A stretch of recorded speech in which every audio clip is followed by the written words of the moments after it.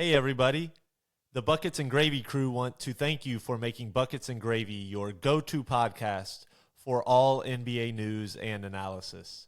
Whether you're listening to us on the road, at work, in the gym, or just sitting down enjoying an ice-cold beer, make sure you do the crew a favor and give us that 5-star rating, subscribe to the pod on your platform of choice, and most importantly, tell your friends, family members, neighbors, coworkers, your local bartender, and even your parish priest to spread the word about Buckets and Gravy.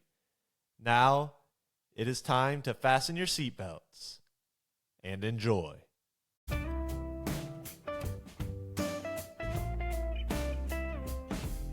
All right, we are back. The Buckets and Gravy pod. Titus, how does it feel? We're 3-year back, hiatus. A lot has happened in the NBA since we last recorded, specifically with our teams. The last time we recorded, Embiid could still walk.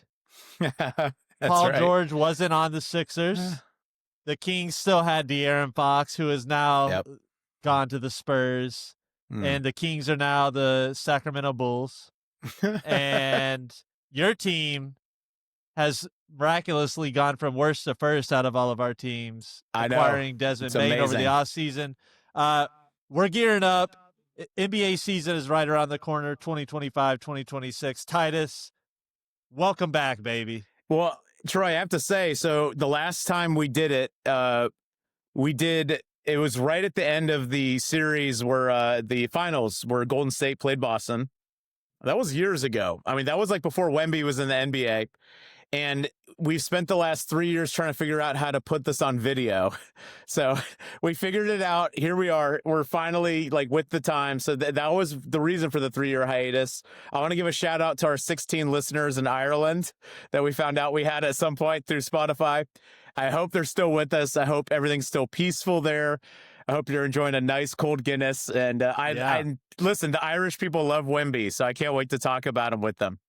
Yeah, and speaking of the video, it literally took me relocating to Ohio to figure out how to do the video.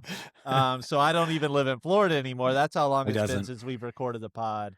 It's been but man, it's good to be back. And speaking of our teams, maybe we'll just jump right in it. Yeah, and absolutely. And Ty, I think we got to start with the Magic. All right, let's go. They're set. I mean, the East, Tatum's down, so Boston sold their team.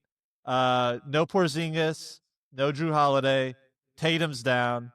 The Bucks are a shell of themselves. Dame Lillard tore his Achilles. He's not on the Bucks anymore. They got Miles Turner in the offseason. Really, I mean, the main contender would be the New York Knicks and the Cleveland Cavs.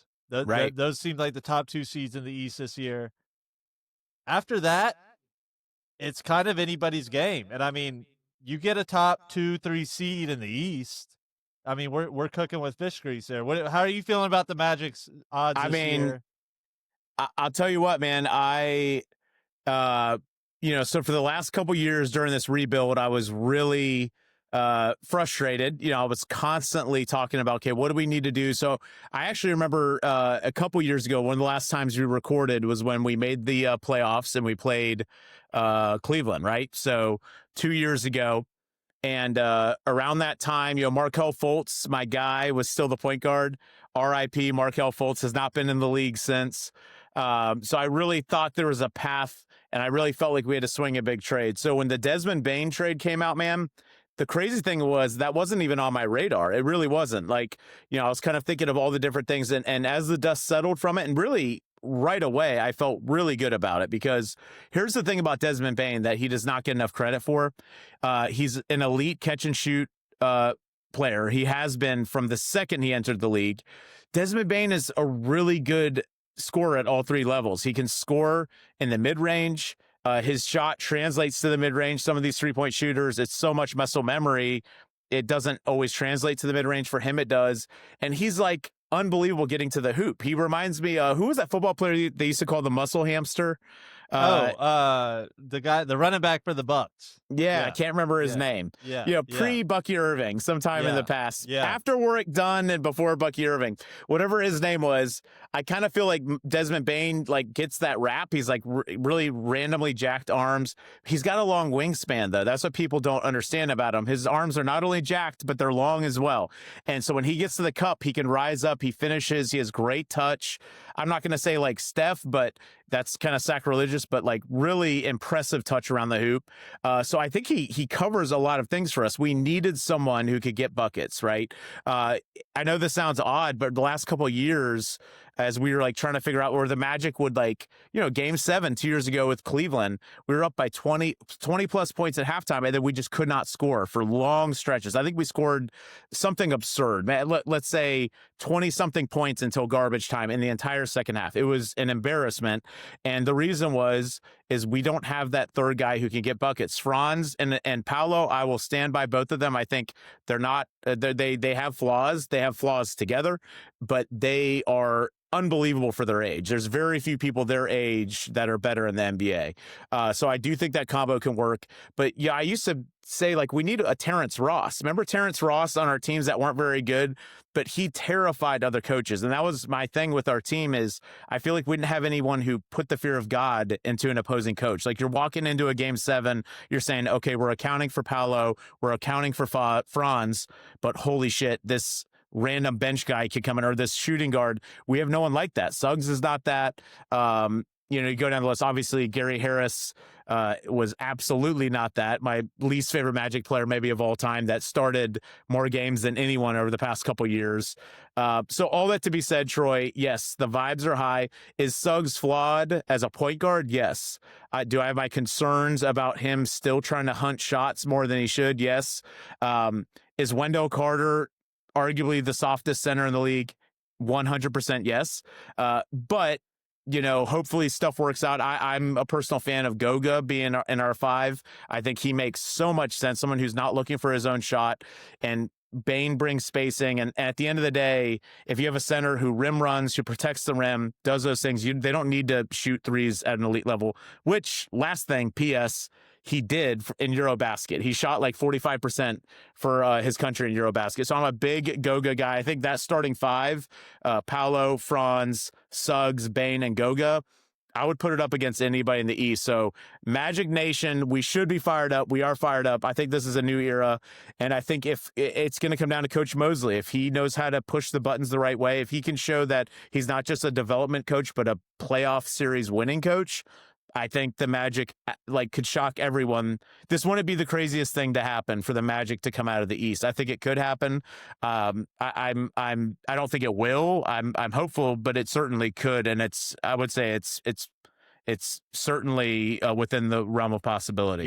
Yeah. Well, let's just talk this through then. I mean, to touch on your point, first of all, with the Desmond Bane trade, going back to the Kings, I think the Kings are a perfect comparison here. The Kings break the playoff drought, right? We play the Warriors, almost beat the Warriors, losing the first round. And what did we do that offseason? We just sat by, re-signed the same guys. Right.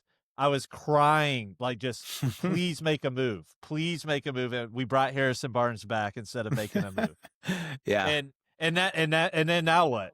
Fox is gone. The team is in shambles. And so I applaud the Magic for listen, we're not sticking by and just coasting through. We're going to make a move to get better, making the Desmond Bane trade.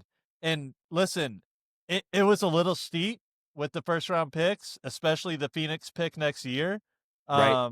Who knows where they're going to be, especially after losing Kevin Durant. But you also got rid of Kentavious Caldwell-Pope, who you called instantly when that trade happened when they signed him in free agency after Denver, where you're like, listen, KCP played with the best player in the world, had wide open shots all day, and now he's coming to the Magic where we don't have anyone who can pass. Right. And he literally was a dumpster fire. He was awful. It was historically bad signing. It was unbelievable how little he brought to the table for us. And the funny thing is, if he was on Denver last year, he would have had a good year probably. That's what's crazy is like it's all about fit, right? Well, that's what happened with Bruce Brown, right? He played with Denver, got that contract, and then everyone realized, oh, he's much better playing with the best player ever. And so, I think it's a great trade. Also, Desmond Bane is an underrated facilitator. He can create shots for others. The big thing is Franz and Paolo have to take leaps, right? I mean, that's just the big thing. So what do you think's going to happen, Troy? You have an objective. I kind of laid the case as a Magic fan of how this possibly could happen. Ball, like, what do you think is going to happen if you had to guess? Well, our main frustration watching the Magic last year was like there was literally no one creating anything. So that no lanes, no driving lanes for Paolo. Well, let me just say one thing too, Troy, to your point, and I'll let you. I want to hear how you're going to finish that. Paolo is not a great creator for other people. Like that's one of those things that like he's so gifted with the ball. He's unbelievable getting the hoop. He's a great mid-range shooter. His threes improved. I'm a big believer if you don't have that early on, you don't have it. Like the ability to see that pass, to anticipate it before the defense reacts. Because you and I are both a big fan of, obviously we do a damn podcast about it, a big fan of the NBA today. The defenses are so equipped to be ready for what you do. You have to make reads early and make them quickly and make them decisively.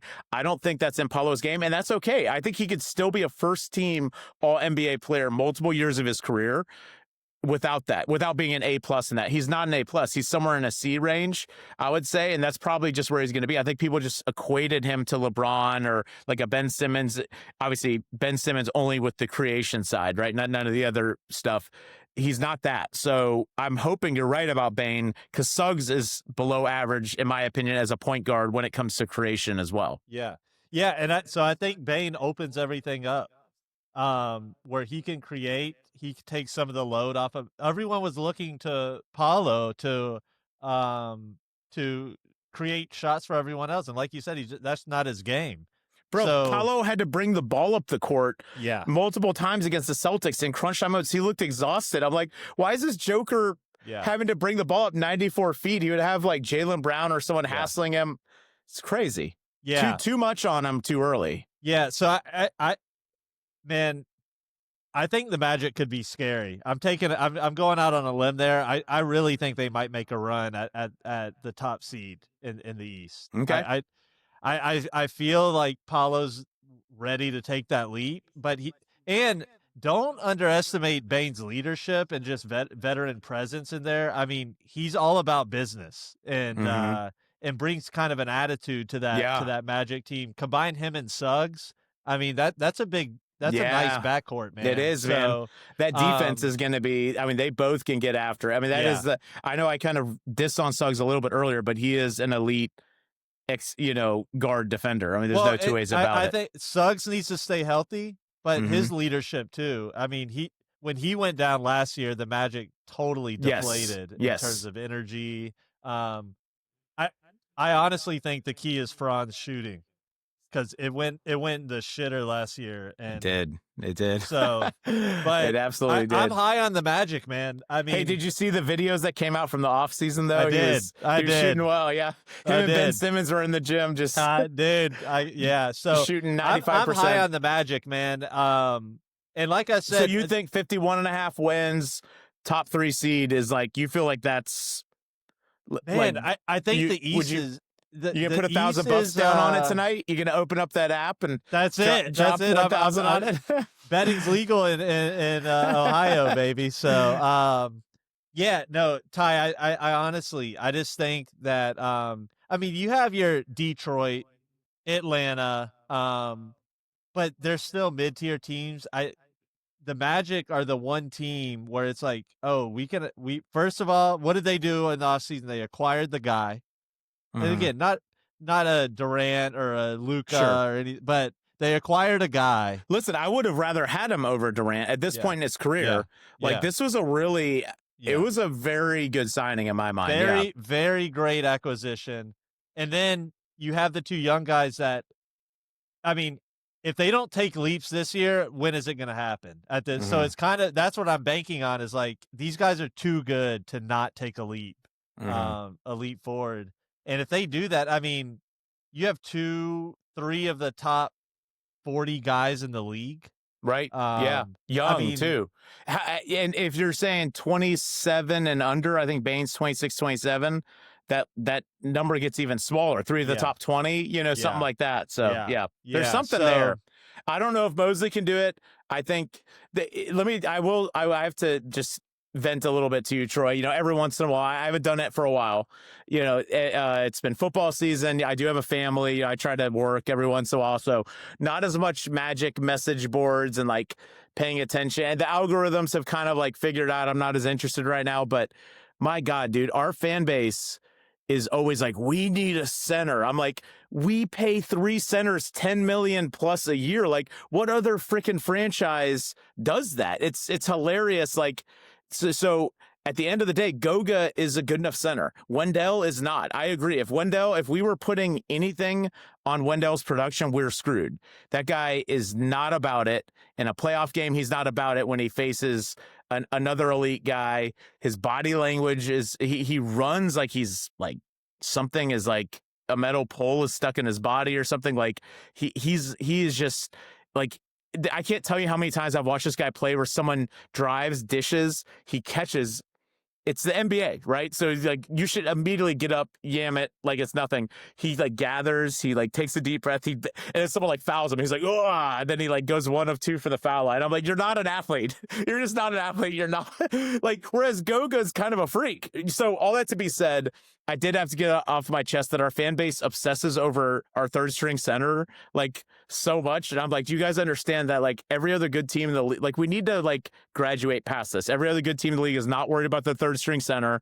They're worried about their top 5, maybe 6 and 7. And I think, I will say, I think Mo is fine coming off the bench for us. And we didn't even get into the bench. We don't need to. I think it's a pretty good bench. I think it's young. There's some scoring punch. Jace Richardson's looked pretty dang good in preseason and summer league.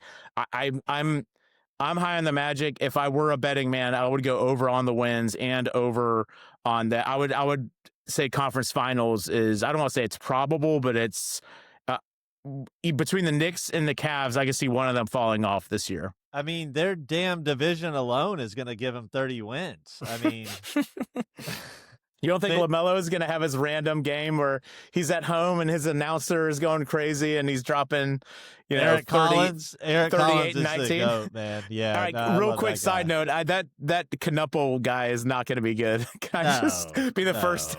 No. Come on. Oh, man, he's... All right, so Troy, that was, I appreciate you. We just gave 15 minutes to the Magic. I mean, very, very generous start to the podcast. And I will say we're making up for some lost time. They were so irrelevant for the years that we were doing this podcast. Again, was it 2019 to 2022? That's about the time we did this podcast. And again, it's good to be back. And what a weird thing to start with the Magic, to give them time. We do have to flip the script, though, Troy. As somebody who stayed up for Kings games with my NBA League Pass a couple years ago, out of solidarity with my buddy Troy, who has been loyal to the Kings, who, by the way, quick story about Troy, saw J. Will, White Chocolate, in the airport recently at the Delta Club. So I guess you're like rich and famous now, which I didn't know. Moving to Ohio did some stuff to you, man. You're in Delta Club now. You're jet setting with J. Will. I won't tell people the contents of y'all's conversation, or if there was a conversation, but I'm just glad you got to see your idol. He was one of my idols growing up. He gave all of us white, slow, he was actually pretty quick, but these white pass first hoopers hope that we could make it to the NBA. Unfortunately, our journey stopped our well knees below got the blown out. Our knees got We'll blame it on the knees. All right. So all that to be said, you've been a loyal Kings fan, Troy. I empathize with you as you made that amazing run a couple years ago, and then essentially the wheels have kind of come off. Is there any hope for optimism this year? I want to give you the floor and just lay the foundation for is there any best case scenario, or does it all come down to like, you guys got to find a way to trade pieces and figure out from there? Because here's the thing. I love the 2019 Bulls. Okay. So, and that's essentially what you guys are now. So, all right. Yeah. What should we expect, Troy? Yeah, no. So I honestly, I mean, this is one of those things where I could talk for like 3 hours or just 3 minutes about you could go into over and over, but it really just comes down first and foremost to the owner. I honestly don't think we will ever be good under this owner. Um, I don't blame De'Aaron Fox for wanting out. I thought about starting this pod with his jersey burning in the background, but I really don't blame him. And I think if I burned his jersey, it'd be because I'm jealous that he got out and I'm still stuck with this team. I can't escape. Yeah. It's a dumpster fire. They don't know what they're doing with team building at all. And Fox desperately asked for help. They didn't bring it in. They kept the Black Falcon, Harrison Barnes, only to let him go. I didn't even know that was his nickname. That's his nickname, yeah. And so if it was the XFL, that's what would be on the back of his jersey? Yeah, exactly. And Fox's would be me, hate me. He's just so miserable. Exactly. And so Fox was clearly your franchise guy. You lost all of his respect.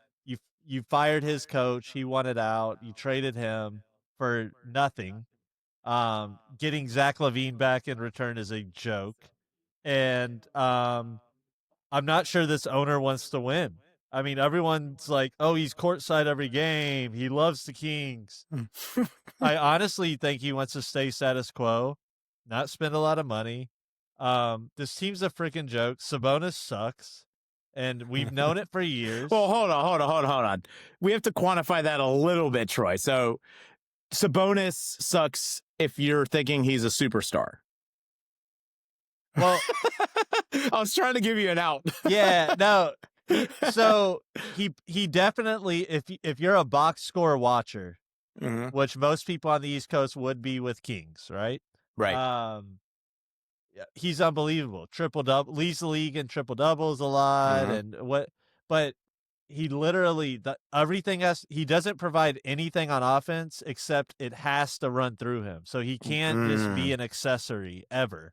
Can I ask this? Because Fox was so elite going downhill, he did have some value in being a screen setter for him, right? Because I mean, he's a big body. Which again, you could say that about Valanciunas, or So I don't want to overstate what that is. I guess there was something there in that kind of pick and pop action where Fox. But again, Fox was elite at going downhill. He's the fastest player in the NBA, in my opinion. Fox is so underrated, dude. He could shoot. He is. I mean, you've been high on Fox more. You were higher on Fox than I was at one point. But you were also very high on Halliburton, and then y'all traded him, and then we all So it's just a dumpster fire, and so I think I just leave it at that. As like, this team's a joke. The over under is 33.5, and how far we have fallen. Oof. That's brutal. We were set to make a run, and we did not. Let me ask you this, Troy. What after that? What would have been it like if you could go back and wave a magic wand? What was the move, or at least the spirit of a move? Maybe not a specific player, but like, what were the things that could have and should have happened? I'm asking as a Magic fan, right? Because you see this in the NBA. Teams reach a certain point, and if you don't move forward, you're probably going to start moving backwards, and then all of a sudden the bottom can fall out. We see that happen time and time again, unless it's like the Lakers and they just randomly sign Luka or something, But for most teams, small market teams like ours, how do you keep that momentum going? What do you think they should have done different during that time? I mean, it was obvious Harrison Barnes was the weak link. I mean, it's just very clear, and I love Harrison Barnes for a lot of leadership reasons. And all that, but you shouldn't be relying on him as a starting small forward for a great human 2 seed. being. Yep. I mean, great teammate.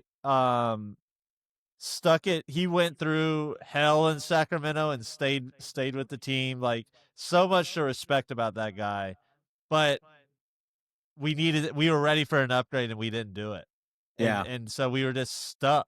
And it sucks. So we had Herter, who wasn't good, the Black Falcon, Keegan Murray, who was still trying to elevate his game. He was young.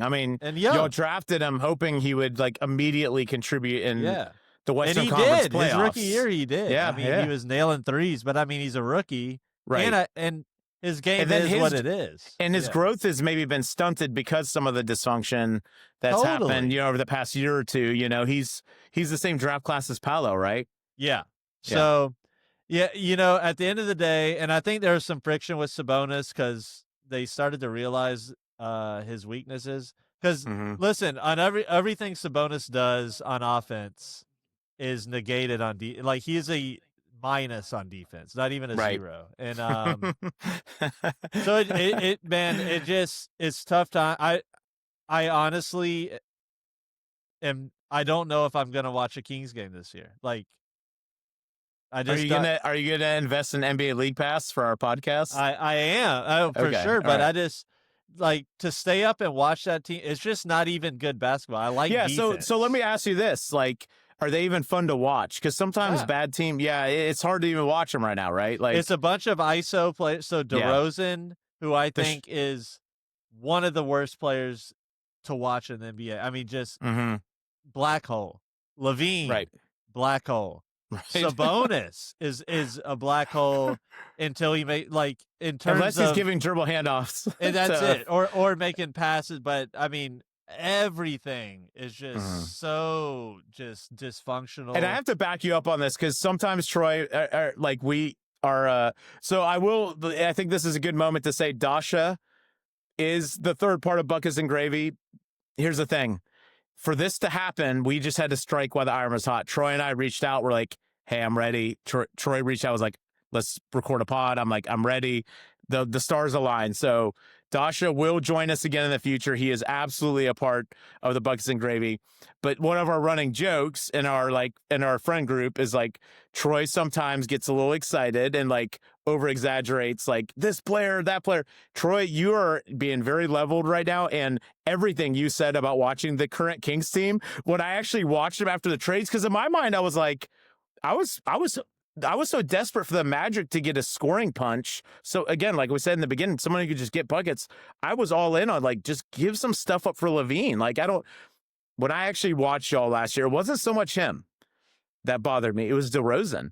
His IQ, his kind of I don't want to question his IQ, but his pace, it has to be on his terms. Dude, all right, you're getting me fired up now, man. You're so heavily that everyone else is standing around. So when he does get in the zone, it's at the cost of his teammates. I think that's what bothers me because great players Steph can be feeling it, and then 2 or 3 possessions in a row when he gets too much attention, boom, he's hitting someone. So other people are eating. It just feels like DeRozan. It's when it's his time, it's the curtain goes up and it's it has to be the DeRozan show, and it's hard to watch. It's not fun to watch. You got me fired up, it's not bro. successful. I am so sick and tired of this DeMar DeRozan is a pure hooper shit.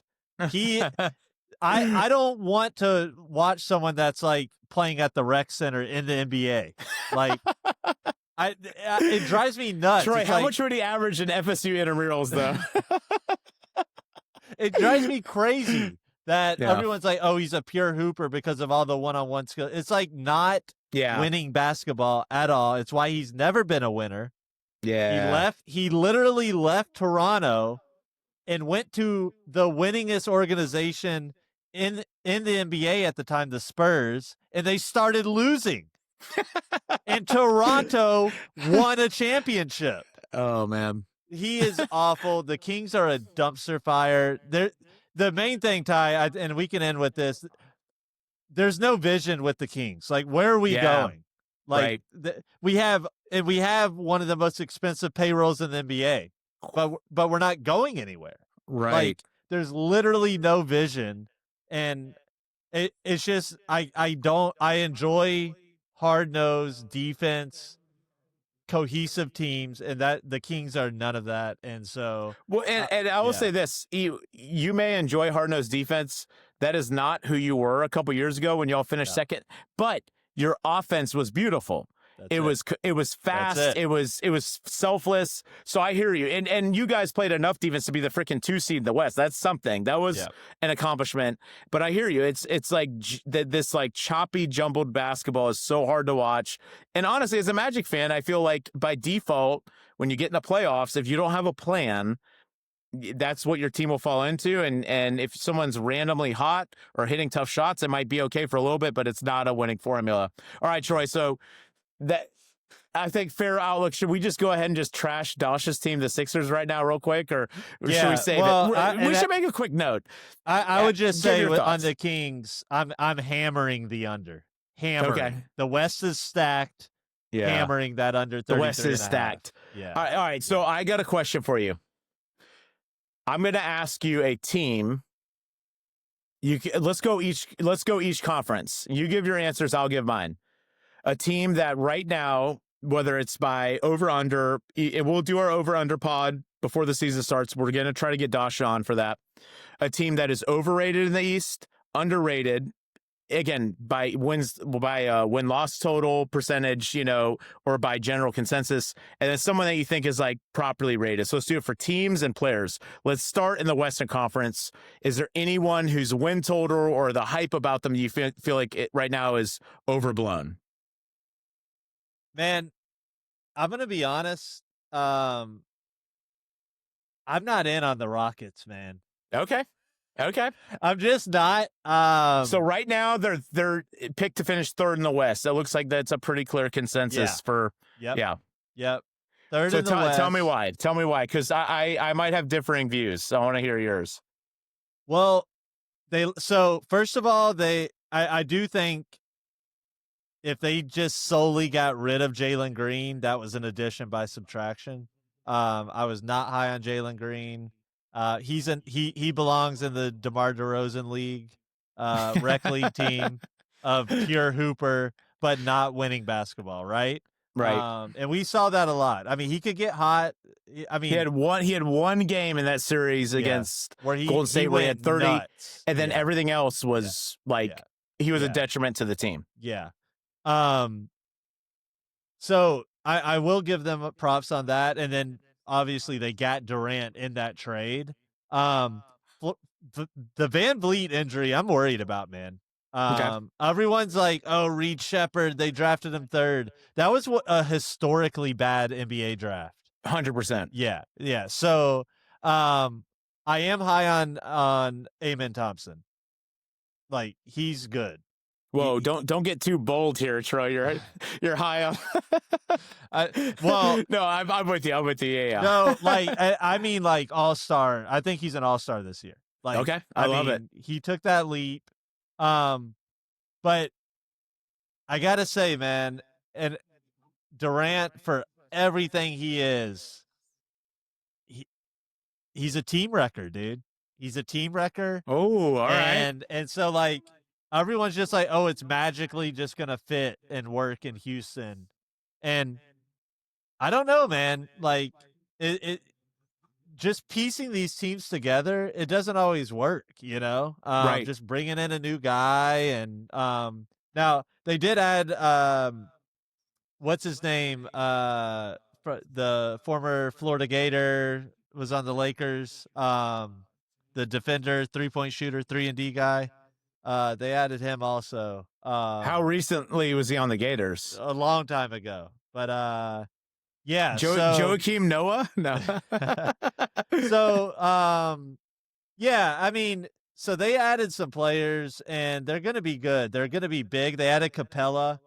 They added Okogie. So listen, all right. So you're saying you just don't think they're a top 3 team in the West, which I get that. Yeah. Like the fact that they are by odds makers picked to be a top 3 team. I get that. Let me say this about the Durant piece, because I actually think Houston is properly rated. So I'm going to skip around a little bit. I know I said overrated, underrated. We'll stick in the West. I'll say, to me, they're the perfectly properly rated team. And here's why.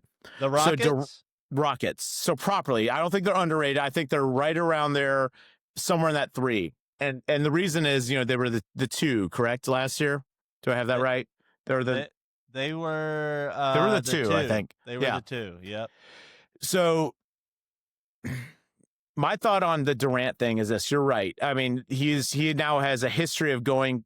Durant is such an enigma because on one hand, he is our generation's truest just ball player. Like, there is a part of him that is that, and there's also a part of him that is like, is this the biggest drama queen of our or drama king for all the politically correct people out there of our generation? So it's weird because it's kind of both are true.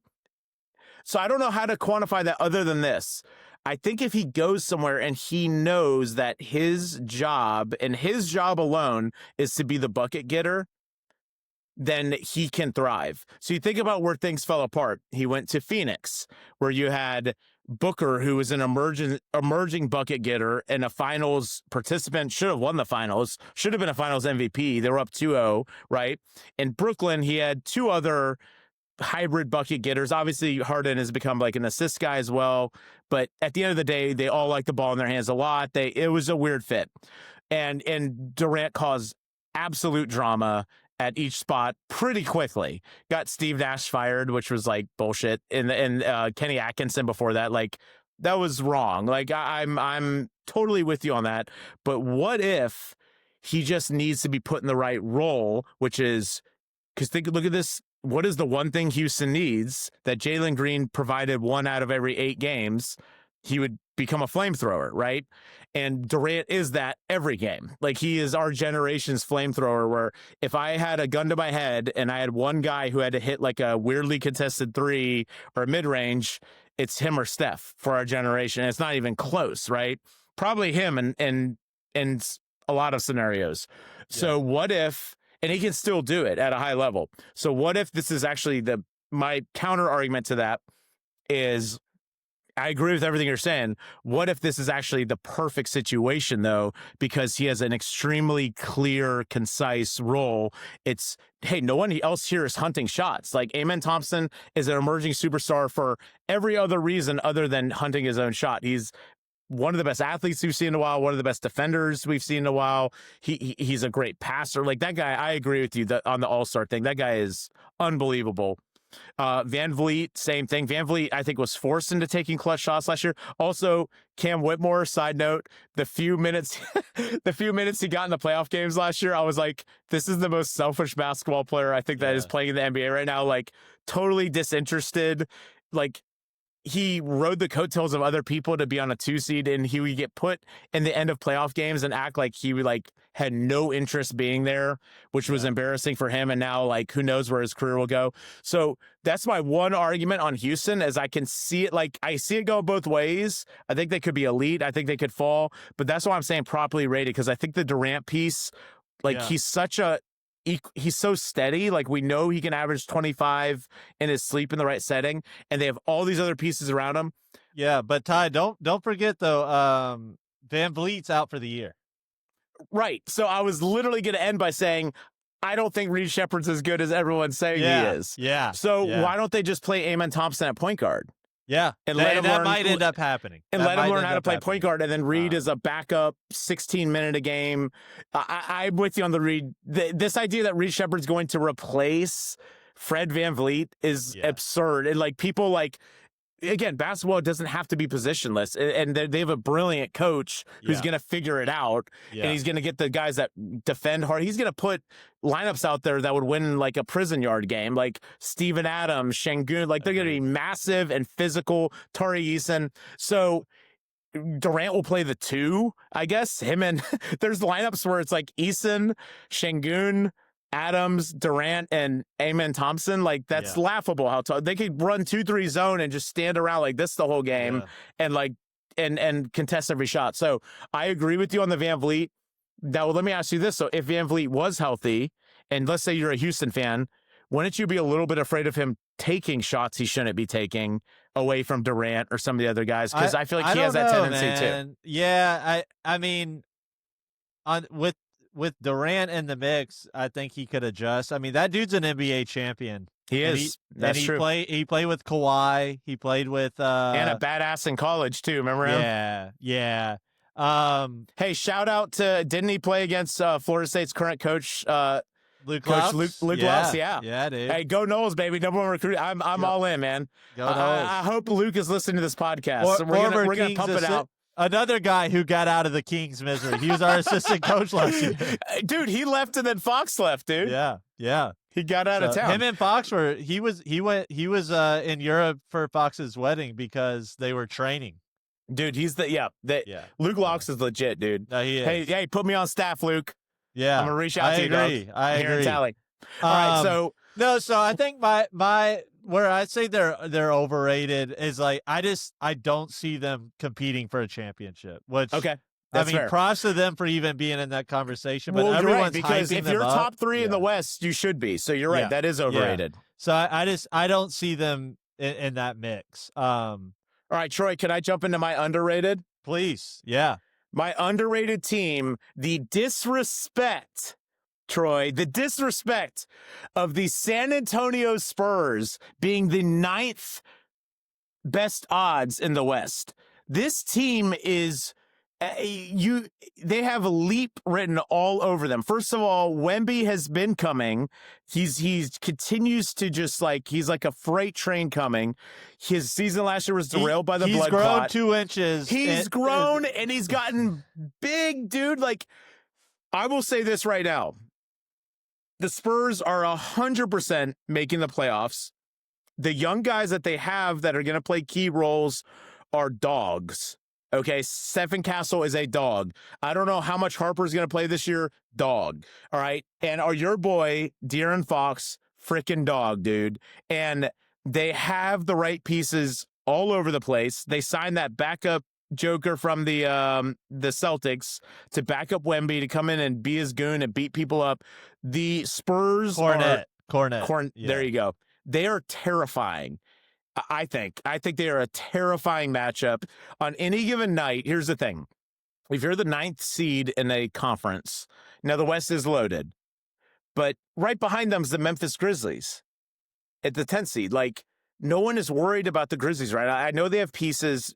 We can and maybe that's one of your maybe you think they might be underrated. I thought about them. But when I saw the Spurs as only one, now again, I do think the West is a 9-team conference. As I'm looking at it, huge drop off after the Spurs, but the Spurs are coming, man. And I do not understand the disrespect of not putting them ahead of somebody.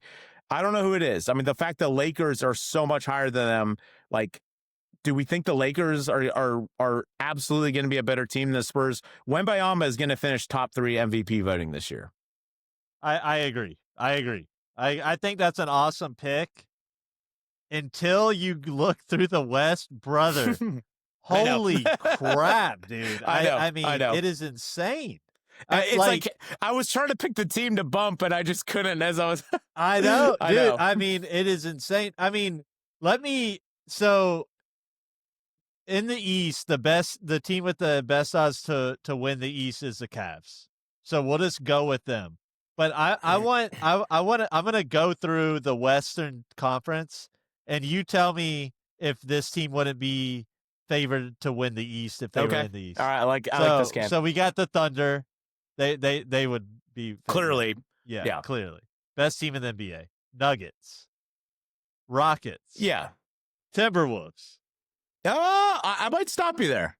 Oh, I don't know how I feel about the Timberwolves. Yeah. All right. That might be my overrated team. Give it to me. Perfect. Let's go. Well, hold on. Let's keep doing this game because maybe I'm just don't agree with the exact. So give me I like 2 more. I like the Timberwolves being overrated. Go down the list 2 more. Let's see if I think Lakers number 1 in the East. Yeah. No. I agree. I think the Magic are better than the Lakers. All right, go one more. Go one more. Warriors. No. Okay. I think I agree with that too. Wait, Minnesota. Are we about to be finally? We've been agreeing a lot. It's been 3 years. There's so much just good vibes that we're back together. We're back, baby. The buckets and gravy. What did Minnesota? Can I start? Because I think I'm going to trust that you know what they did in the offseason better than me. I love Ant Edwards. What did they do to get better from last year? I didn't like their team last year. They got smoked, by the Thunder. Yeah. And they would have lost to Golden State if Steph didn't get hurt. I mean, that was Golden State was kicking their ass that game until Steph got hurt. So Ant gets better, right? He's at the age where he's going to get better every year. He's a freak. I think you have to emphasize that to the Right. max. Okay, like, that's fair. He has to elevate, or it. Last year wasn't good enough, and I want to say this: they have the Nuggets number. Why is that?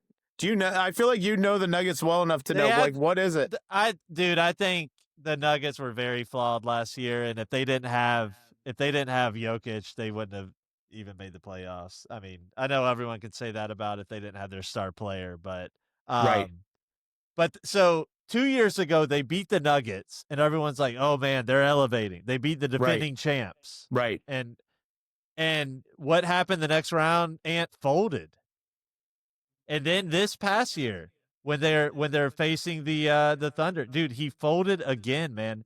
He has to step up. I mean, it all rests on that ultimately. Right. Like, he's got to show up and not fold in these big games, in these big series. He has too many moments where he's just not there. And he'll have awesome Which moments, is weird because he'll have awesome moments, but it's something about that.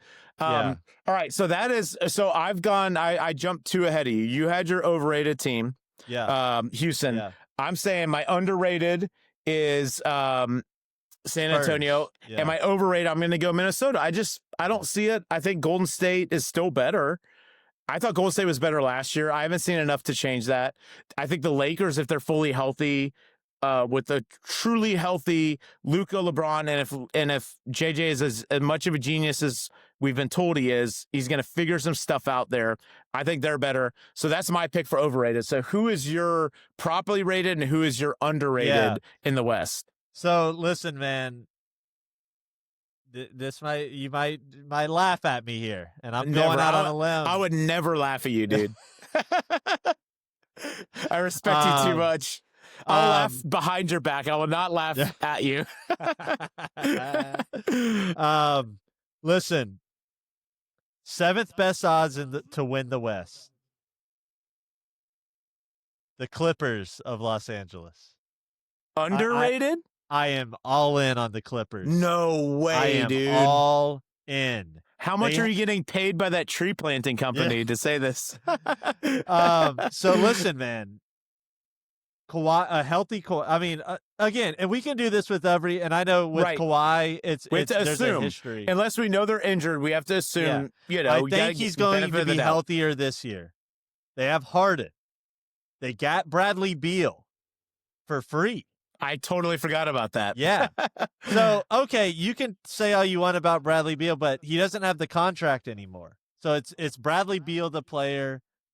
Right. He's solid. I mean, is he a Sure, superstar? absolutely. No. Yes.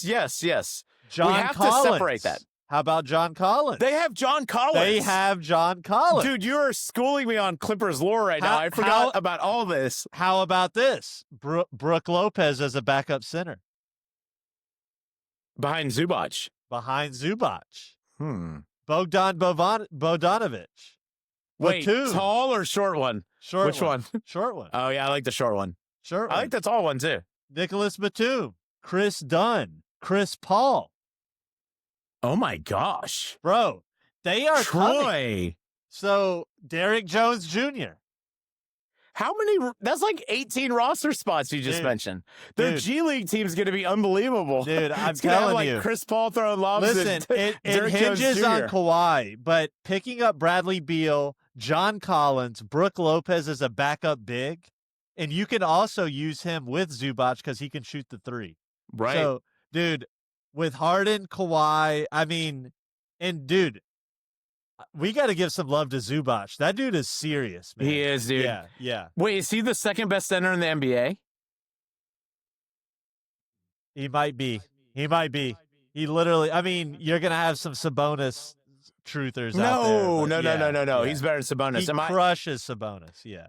Right. Just for what he brings it, like, that's like saying Şengün. It's like, I mean, depending on what they're. I mean, Jokic is the best. For sure. And Embiid is at minimum incomplete right now. I guess you'd have to say Wemby is a center.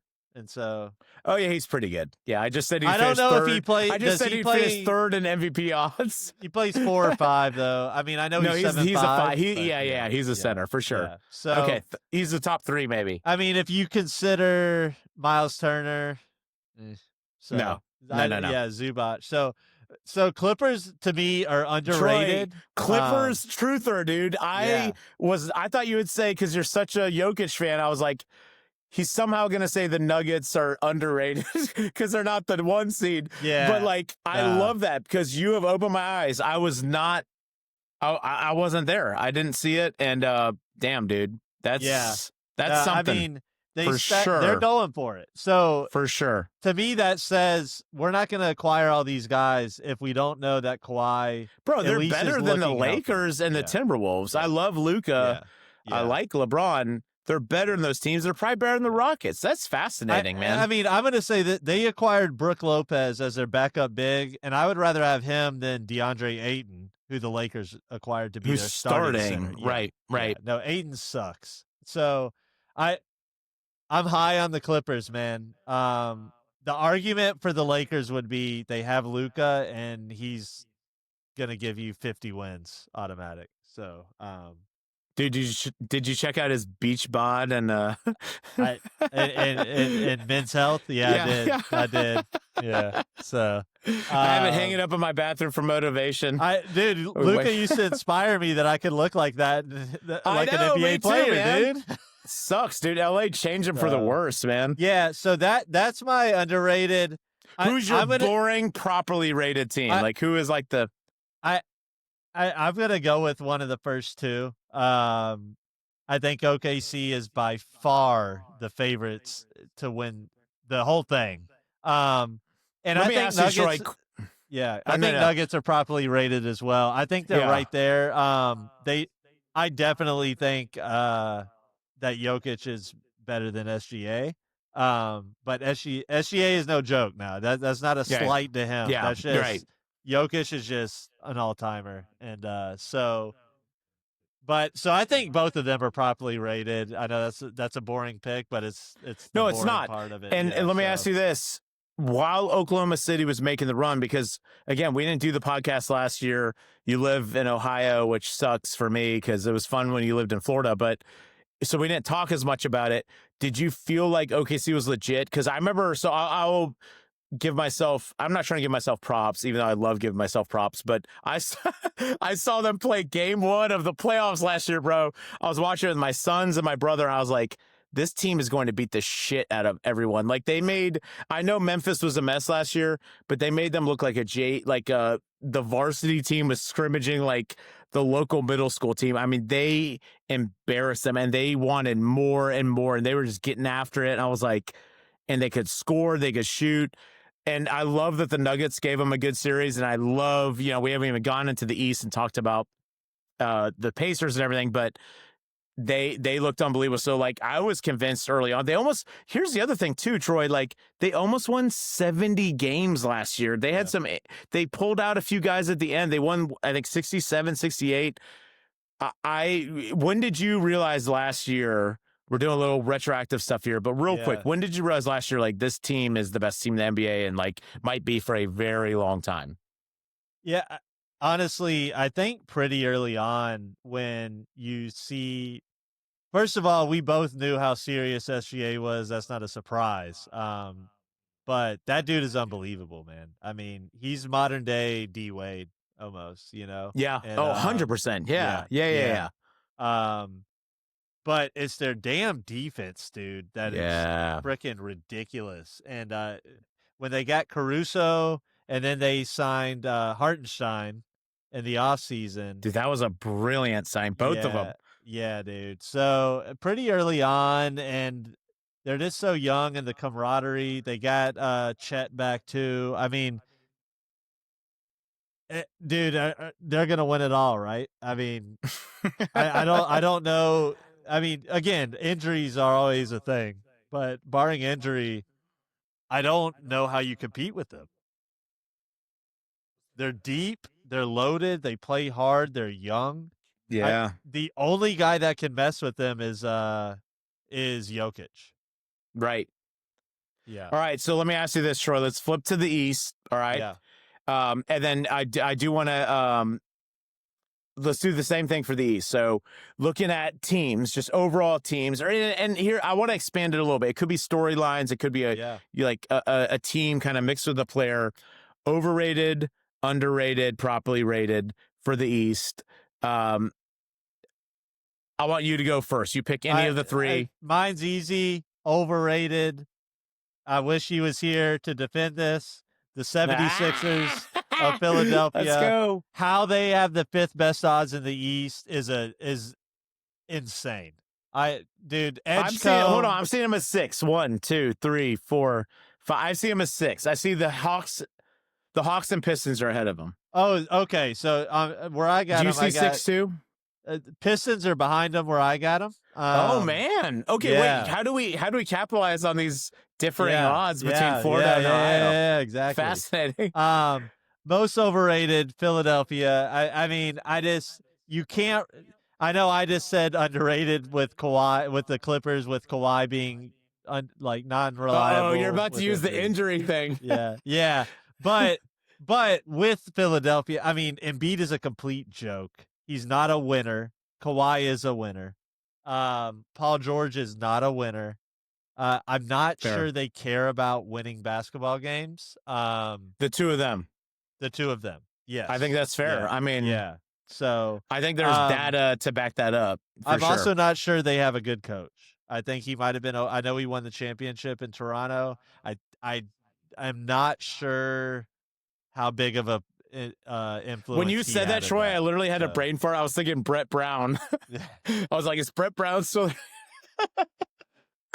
I was like, what's their new coach's name? All right. Yeah. I think that's fair. All right. I have no arguments with that. I do think it's fascinating that the Pistons and them are flip-flopped between Florida. Oh, no. They're both plus 1,200. They're just listed differently here. Okay. I will say this. No, I have nothing to say. The Sixers, I'm fine with that. They might not even make the playoffs. At this point, you gotta make me believe. So I think you're overrated. 5th best odds. I mean, it's just insane. When I'm most underrated, Milwaukee Bucks. How the hell are the 76ers rated above Giannis? Giannis has averaged 30, 12, and 7 for 7 years straight. 7 years straight of 30, 12, and 7. 7 first-team All-NBAs. I mean, come on, bro. What are the 76ers putting out there that is better than that? So you know what's funny, Troy? When I was going to say underrated, purely based off odds, I was actually going to say Pacers because obviously they've dropped because, Halliburton, his Achilles injury. But then I thought about it. I was looking at it. I'm like, well, the Bucks still have Giannis and they don't have Halliburton. I'm like, so if they're right next to each other in the odds, I would take the Bucks all day because at least we know they have Giannis. All right, I'm gonna zigzag a little bit here. Overrated. I'm going to go against one of my core tenets that I built the Buckets and Gravy podcast on, along with whatever your core tenets were. I can't remember at this time, and whatever Dasha's It sounds like you're about to pull a Troy. That's what was. I have absolutely thrown my body in front of traffic for this man. I argued he was a top 8 player before half the population even knew he existed, and that's Donovan Mitchell and the Cleveland Cavaliers. They are going to fall off. You cannot collapse the way they did last year.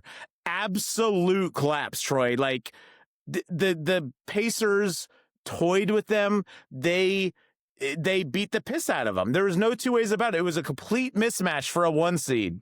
If y'all knew how to score, y'all would have beaten them, to be honest. If the Magic knew how to score. 2 years ago, right. We took them to game 7. We're up by 20 at halftime. Forgot how to score. Forgot it was important part of basketball. Yeah. And they got exposed last year. So for them just to march back out and be the clear favorites to win the East, I'm like, hell no. No. Something is rotten there that has not been addressed. They maybe made little moves here and there. And correct me if I'm wrong, but nothing major happened. Now, I will literally be quiet here in case I'm forgetting something. No, you're good. Nothing major happened with roster construction, right? How do you recover from that and just say they're going to be fine?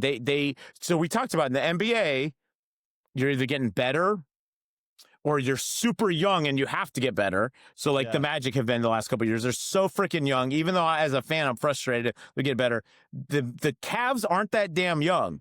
They're like medium age at best. So you get your ass kicked like that and don't make any shake up moves, you are not going to come back to be the 1 seed. I'm sorry. It's just not going to happen. Well, so they did. They're overrated.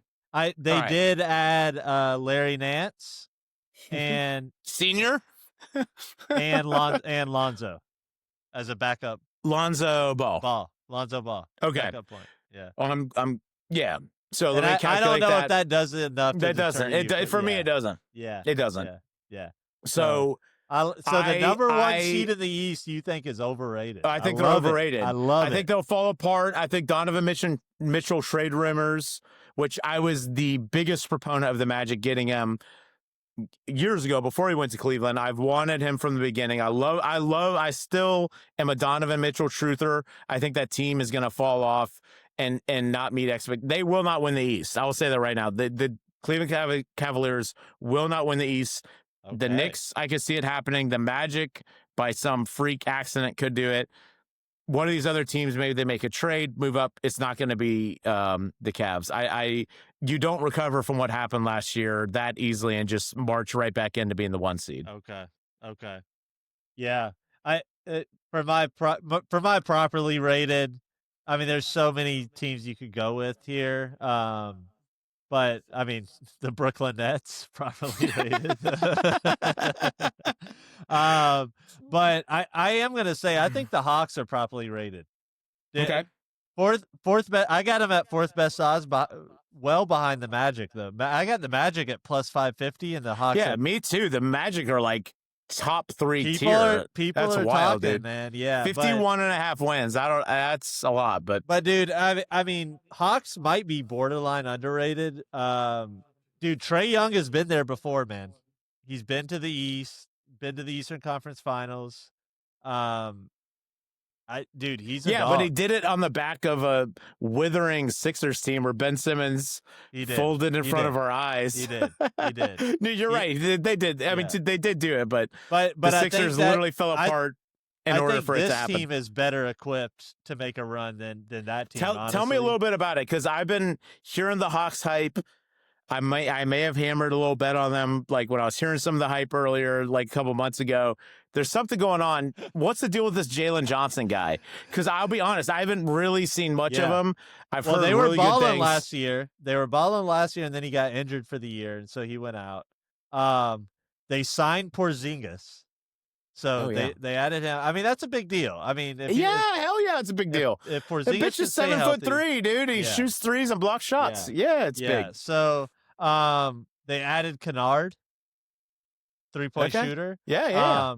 And they added Alexander Walker. Not to mention surrounding him with Dyson Daniels, Asa Newell, Risa Shea, the number 1 pick in that Reed Shepherd draft. He showed flashes. Yeah. And Jalen What a Johnson. loaded draft. To me, the key factor here is Trae Young, man. And dude, at this point, I do think he's underrated. I mean, people have been dogging him so much. That dude is a damn dog, bro. I mean, agree. Yeah. His flaws have been so so readily put out for everyone to see that at some point you have to remember there's some really good stuff going on here too, right? Like, dude, this guy 100%. He makes the right read off the pick and roll like 93% of the time. And he's like a killer, bro. He's a killer with the ball in his hands and his scoring, dude. No, he's great. Is he the best lob thrower? It's hard to say with like Luka, but he's up there, right? He's up there with like 100%. When he goes off the pick and roll and the big is stuck in concrete feet on the floor, he puts that thing up there. And that's why him and Capello that year were so deadly, because he was so good at finding him over and over and over again. Totally. No, the Trae Young hate. Who are their big men? Out of hand. I guguess Porzingis and Okongwu. I love it because Okongwu's more of like a guy who's going to dive off the pick and roll. Porzingis will pop. Yeah. I think the Hawks are legit. Here's my fear is that they're going to be better than the Magic. Because at the end of the day, let's just say this, at the end of the day, One team has the ball in Trae Young's hands with a bunch of dogs around him, shooters, people that know what they're doing, some veterans, some young guys, and I still don't totally know who has Dude, the ball I'm gonna at the be end of the game honest. for The us. Hawks are a terrible matchup for y'all. They are a terrible matchup. They have been for a couple of years. Yeah. No, they are a terrible. Trae always finds a way to beat us. Y'all need to get that 2 or 1 seed, bro, to avoid them. Up. Yeah, dude, that we're gonna literally have that posted up in our locker room, like avoid the Hawks, get the 1 seed. It's like all about the Hawks, like obsessing over them. I honestly, man, maybe I should have picked them as underrated because, dude, I'm high on that team, bro. Listen, the Trae Young hate has gotten out of control. So guess my underrated pick for the East. The Hawks, bitch. I just stole your pick. No. All right. No, I did think about the Hawks, but I didn't realize they were so high. I don't really have an underrated. My underrated is Indiana Pacers. I'm just going to stick with what I thought originally. All right. I think they can ball without Halliburton. They'll play fast. They'll keep stuff going. And I think it's boring, but I can see them being the 5 seed. Something like that. Yeah. Just a lot of pieces thrown at people. Again, It's not moving the needle of anything important, but I think they're my underrated only because they can still play to some semblance of what they are without Halliburton, at least in the regular season. Playoffs, no way. So they lost Halliburton, and then they also lost Turner to the Bucks. So, but they still have some guys, man. Yeah, they'll be who might all team. Suck without Halliburton, but we'll see. No, I think they will, but I mean, they got guys that that could step up, So I mean, they won't make a run like last year, obviously, but yeah. All right, Troy. So I drove that first long ass segment of the podcast. You are an NBA savant. What are you thinking? What are you feeling? What else should we talk about? So the next podcast we will. I think we should do over-unders, but yeah, we're going over-unders. Hey, listen, bro, I just drank some Red Bull, dude. I just drank some Red Bull. I'm ready to roll till freaking 3 a.m., bro. So anything else you throw at me, I'm ready for. Yeah. No, I am going to throw some stuff. So next pod, we're going over-unders and player awards. Player awards. Yeah.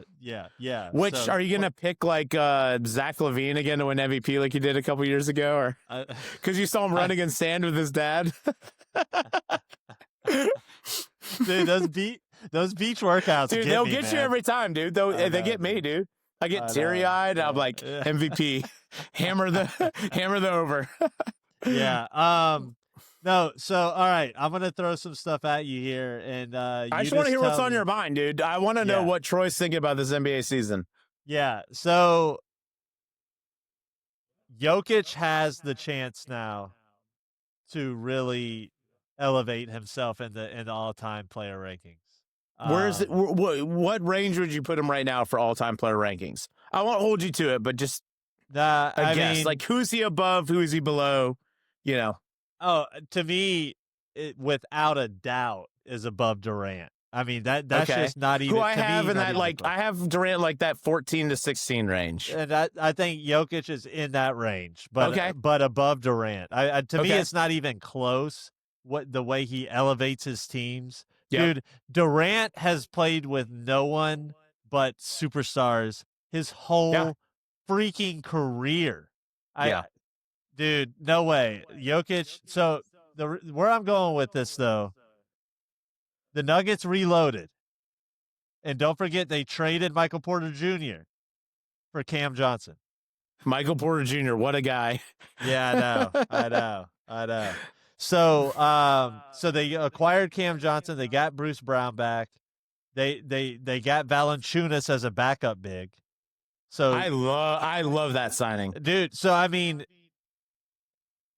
they need Jamal Murray healthy, obviously.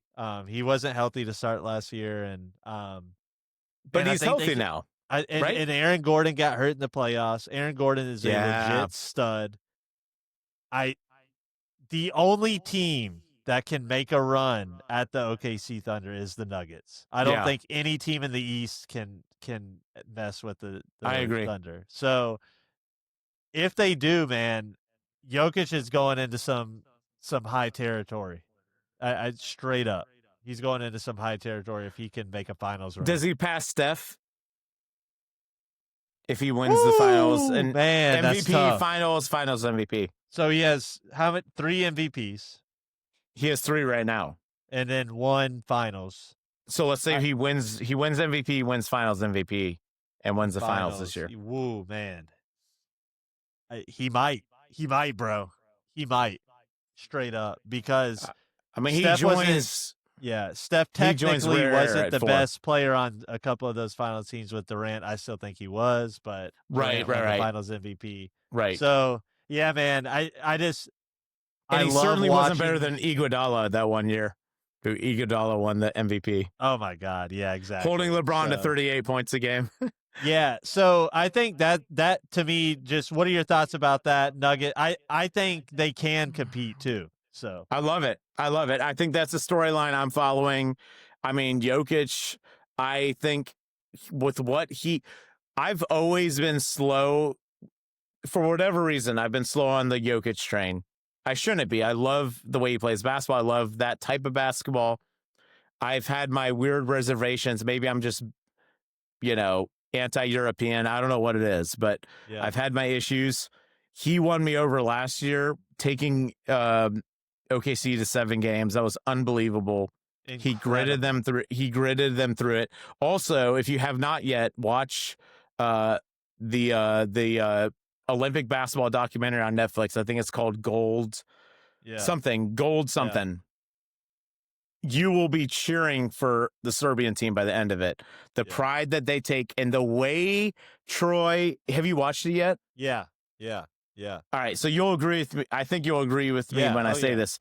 The way his teammates talk about him, it feels like the disciples talking about Jesus in the Bible. They're like, when Jokic speaks, we follow. Like, where Jokic goes, we will go. Like, they talk with him with such reverence. It's like they weren't paid to do this. They truly feel this way about this guy.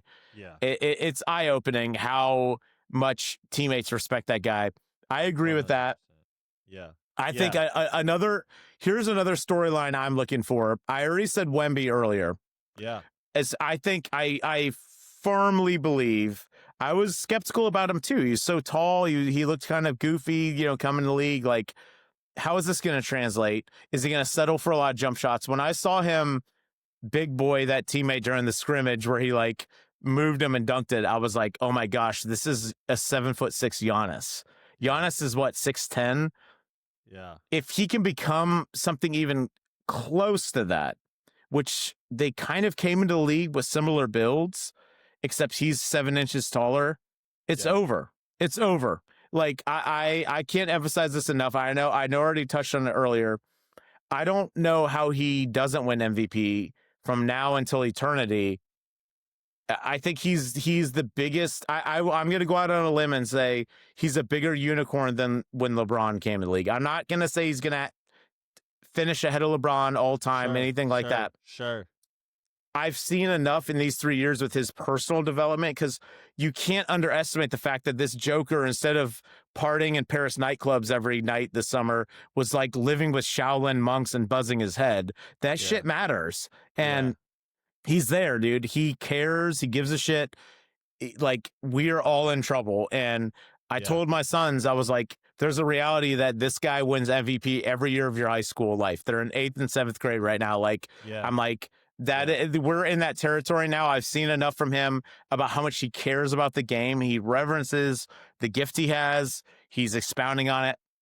I think, I don't know if he doesn't win MVP this year. You're expecting a big leap. Huge leap. Yeah. And which is saying something, because he was. I think it's not even. I think that's solid too. Yeah. And I don't see any end in sight. I think his ceiling is literally uncappable. Yeah. I don't see a cap to it. The one other thing I do want to say, as far as like storylines I'm following, is okay. So I know you were dissing on the Sixers earlier, but what if they're loaded at guard, right? Yeah. So they have Maxey, obviously. They have McCain, and then they have they have one other one that I'm not thinking of. Edgecombe, but then they have the other guy that came from the Knicks, right? I don't know. Maybe not. All right. So they're loaded at guard. I think they're fine at forward. And let's say Grimes. Yeah, Quentin Grimes. Yeah, He's still with them, right? Yeah. All right.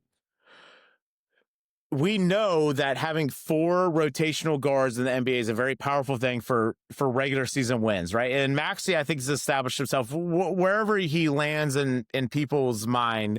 He's a legit star. Maybe not. I don't know if he'll ever be a superstar, but he's a star as a guard in the league. Yes. What if Embiid does go back to MVP form?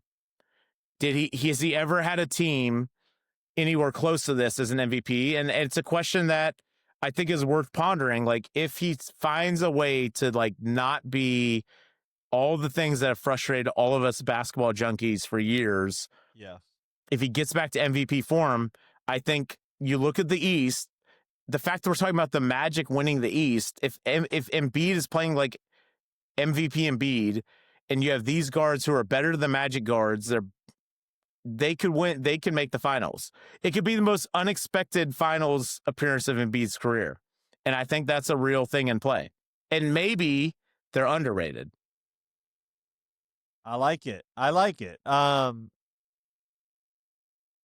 It just matters how much Embiid wants it, right? And we've seen it time and time again in his career. He just, under pressure, he just caves.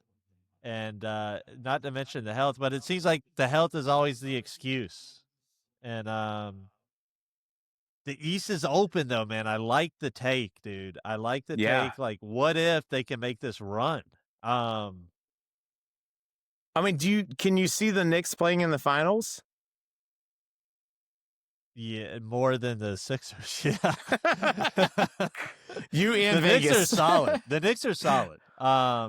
Yeah. But I think it could happen, though. I'm just saying. Let me say this. Can I see the Knicks in the finals because of the East? Sure.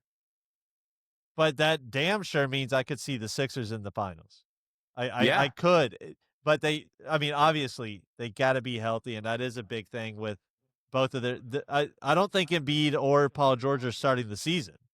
So, you don't think they're not going to play at the beginning of the season? They're not going to play at the beginning of the season. I don't think so. How it's looking right now, they're not.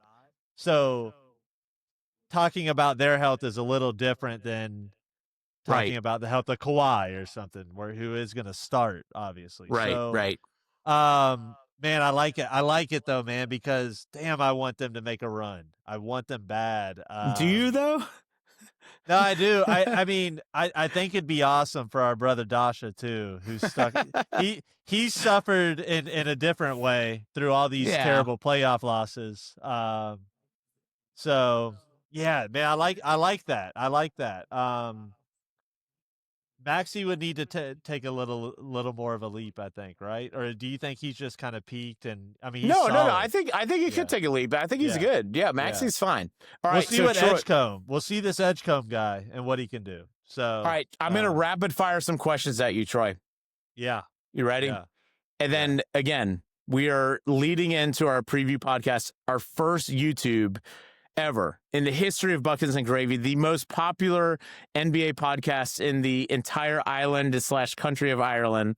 I think it's just, this is absolutely we're back, something. Baby. We are back. Yes. Are you buying?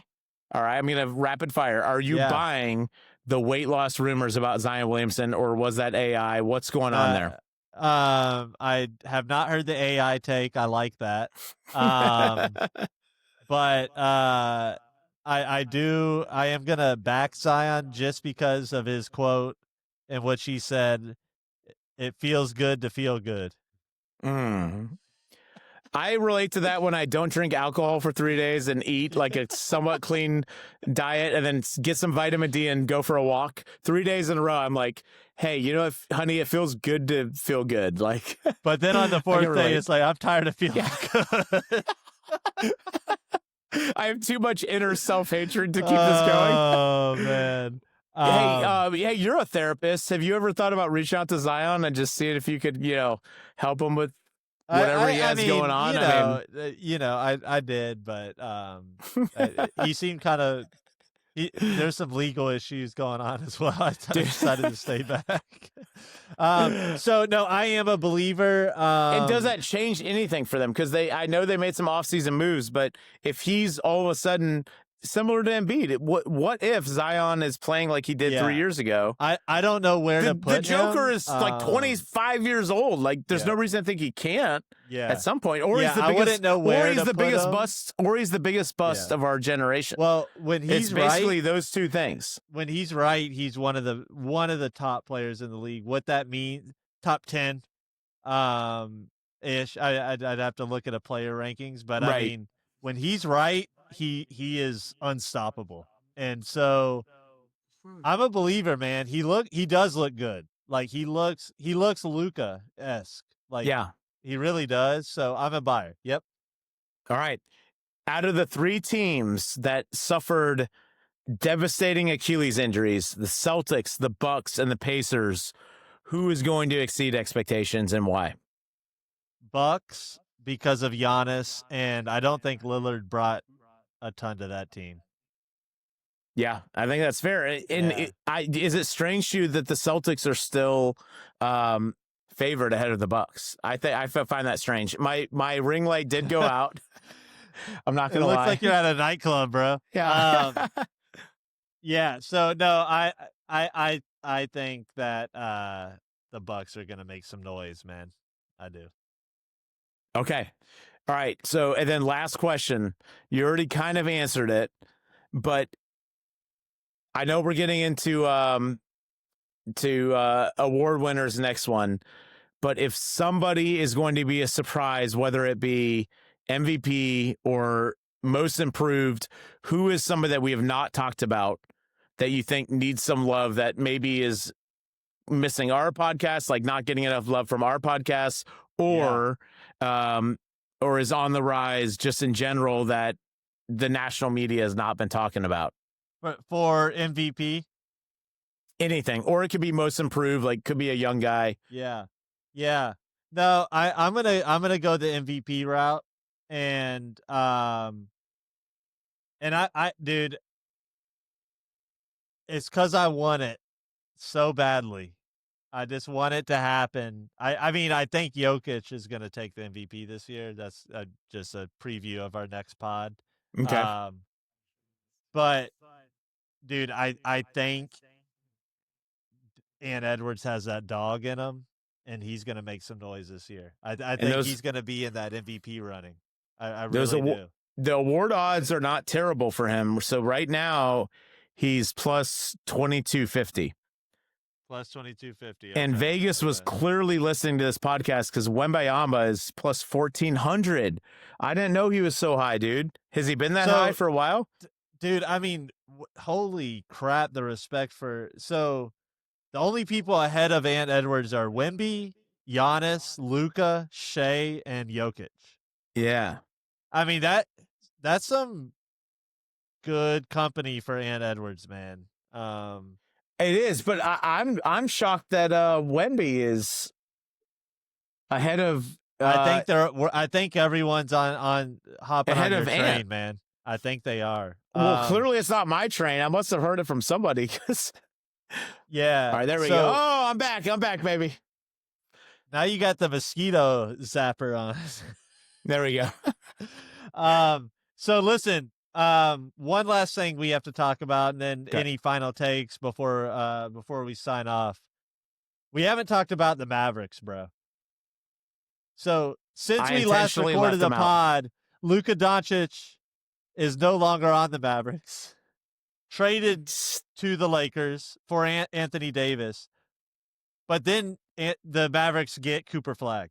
And from everything we're watching in the preseason and in practice, dude, Cooper Flagg might elevate this Mavs team to something. Again, I'm not saying he's better than Luka, going to take him higher than Luka took him to the finals. But the Mavericks don't have great odds in the West. It's because Kyrie's hurt, but man, I, I they are big. They have Gafford, Davis. They are big. Gafford, Davis, Cooper Flagg, and the guy from Duke that I'm blanking on right now. But Lively? Did you say Lively? Lively. Derek Lively. Yeah. So I mean, that's 4 bigs, dude. Flagg did play pretty well against Oklahoma City the other day. 10, 6, 3 and a block in 14 minutes. I mean, dude, no, he's legit, bro. I mean, he's endless motor, great defense. They got PJ Washington also. They have Klay Thompson. I mean, D'Angelo Russell, don't forget him. D'Angelo Russell, they got him to fill in for Kyrie, which isn't bad, man. I mean, it's fine. It's fine. So, man, I'm telling you. I like Najee Marshall, too. Hell yes. Is Max Christie going to start ahead of Klay? Because Clay's not good at basketball? No. Has anybody realized that yet? He'll play a lot. He'll Caleb get hot Martin's here and there, healthy. but I think he's perfect as like a... Yeah. Dude, I don't think people are high enough on the Mavs, man. I mean... I tend to agree with you. But here's the thing. Who do you put him ahead of in the West? Like you said earlier. Yeah. I don't know. Yeah. Because I'm super high on San Antonio, but do you put San Antonio ahead of the Mavs? I don't know what to do with the West. I mean, the West is tricky. I mean, it's going to be another. Has there ever been a year in our lifetime where the East was collectively better than the West? I mean, I don't think it's happened since. I don't know. Yeah, I can't recall. Even when Jordan played, like the East was horrible. The West would beat the hell out of each other, and then. Yeah, the winner would have to play them. That is fascinating. Yeah, I mean, what do you think about the Mavs? Just as a whole? I love it. No Kyrie, I love it. But yeah, I don't know who their go-to guy is. I mean, I think if they need, kind of the same thing I talked about the Magic. As far as like making a playoff run, I don't know. Even with Kyrie at this age of his career, I don't know if he's a guy that you can trust. Yeah, and you mentioned I think they'll win Wemby. I think they'll win some regular season games, though. I think they would be a solid hammer on regular season wins. I'm going to look that up real quick. So the Mavericks, unless you know what it is. While you're doing that, you mentioned Wemby as far as the Mavericks are 41.5. I would take that. Yeah, I'm taking it right now, dude. Dude, absolutely. You mentioned Wemby in comparison to LeBron, but dude. Give me just a quick take on what you think, because I would say Cooper Flagg might even be more comparable in terms of the trajectory for LeBron, just as the high school phenom, where Wemby came into the NBA from France. I can't remember. We didn't talk about this pre-show, but you're setting me up to give you a major zig to your zag, because let's go, baby. Let's go. I think Cooper Flagg is nice. I think Cooper Flagg is an NBA player. Cooper Flagg is not a generational talent.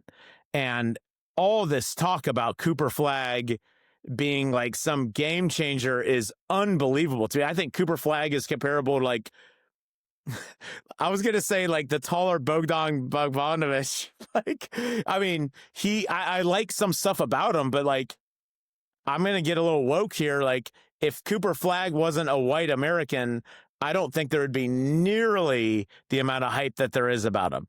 Nearly. I think he's fine. I think he's fine. I don't know if he's going to be the best player in this year's draft. I don't know if he'll be the best player in this year's draft. And I certainly, I mean, for years in high school, he wasn't even considered the best player in his class. And then he reclassed up. And now he is, which is fine. I thought he was good at Duke.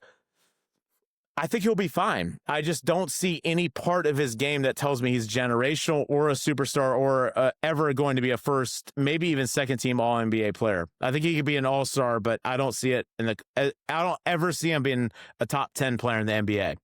Wow.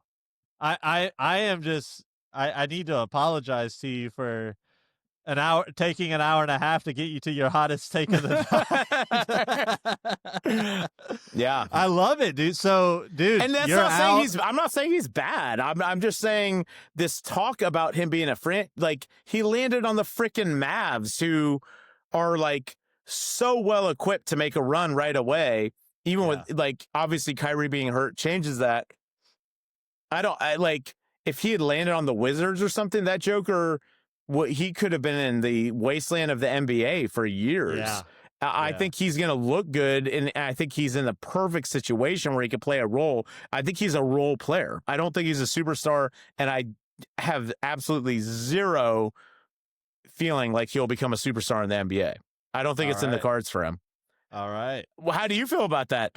We haven't even talked about this. This is like a blind take. I think that is an interesting perspective of no, rip it, dude. Rip it. I know it's not popular, and I want you to rip it apart if you feel free. So I do respect the take though of him going to a great fit compared to like 100% going to the Wizards, right? Right. Where all of his skill set is going to be like elevated and totally just utilized right with the surrounding pieces. I think he might be I think he's different though. I do think he's really different. Okay. Yeah. All right. Yeah. A lot of people think that, and I am probably wrong based on the amount of people that think that. Yeah. I don't see it. I don't get it as much as others. Okay. Let me say this, Troy. It took Andrew Wiggins, and he's never experienced it since. So think about that finals when we were literally on this podcast every game talking about it. Like he found his perfect fit. What year of the NBA was he at that point? Like 7, gosh. Yeah, 8? Maybe. He was deep into his career. Yeah. Flagg landed in that. So I'm just saying, good for him. I don't think that changed anything. I just don't think he's a superstar. I think he's landed in the perfect situation. Yeah. And I hate when people land in crappy situations and have to like watch Jordan Poole throw up 85 shots a game while they stand there. That sucks. Like, so this is great for him. I just think if he had landed in a different situation, I don't think he's the type of guy who could have pulled a franchise out of the doldrums and brought them to the playoffs, brought them into contention. No way. I don't see it. I don't see him as a number one guy in the NBA ever in his career. Wow. And I absolutely could be wrong. And I think he's a great guy, great kid, all that stuff. I just don't. I think there's too many freaks. We have people like Wemby walking the earth. Like, Cooper Flagg is not. And even like when he was in the same draft class as like a Boozer, he was. They at best they were even. At worst, Boozer was considered better. He did fine at Duke. He was on a loaded team. They didn't pull it out. They could have. They were right there. He's not a superstar, and I don't know if the Mavericks, I don't know what their ceiling is, but this is not a championship team either. Yeah. So I'm basically saying this bum will never win a championship. I love it. I love it, dude. I love it. So, man, we covered a lot. It's good to be back. Yes, sir. Any last words across the NBA? My last words are for you. Keep your head up, dude. It gets better with the Kings. I've been there the last couple of years with the Magic, and you need a couple lucky draft classes. You got to land the number 1 and get someone like Paolo. Land the number 7, get someone like Franz. Land the number 5 and miss out on both Thompson brothers and get the damn Anthony Black, who we didn't even mention tonight. But all that to be said, that's my only last words is keep your head up, man. And the Magic bandwagon is always open, brother. We got Disney tickets. We got Universal tickets. We got Wet and Wild closed down. We can go sneak in and have some fun. You come to Orlando anytime you want, bro. We are ready for more fans because we don't have enough. Hey, listen, I get the Magic games on the League Pass up here in Ohio. So it's a beautiful thing. I watch a lot of Magic, and I listen, man. I'm in on the Magic. I'm pulling for the 76ers. I'm a changed man now. I'm married now. I wasn't married the last time. Ring off, dog. Dude, let's go, baby. Yeah. So I've got to do something other than cheer for my team because they're a complete dog shit dumpster fire team. I hate them. They ruined my life from October to June every year. It's terrible. So, yeah, man, it is so good to be back. Dude, I love it, man. Dude, it's great. And so we're doing the over-unders pod. Yes. Coming up soon. We'll get Dasha back. He'll see this. And if Dasha won't come back, if he keeps negotiating his contract the way he has been, we're just going to push forward with the two of us. Yeah. And we'll make it work just the same. That's it. So, Titus, love you, bro. Good to see you. You too, man. Yeah, man. And to Ireland, peace.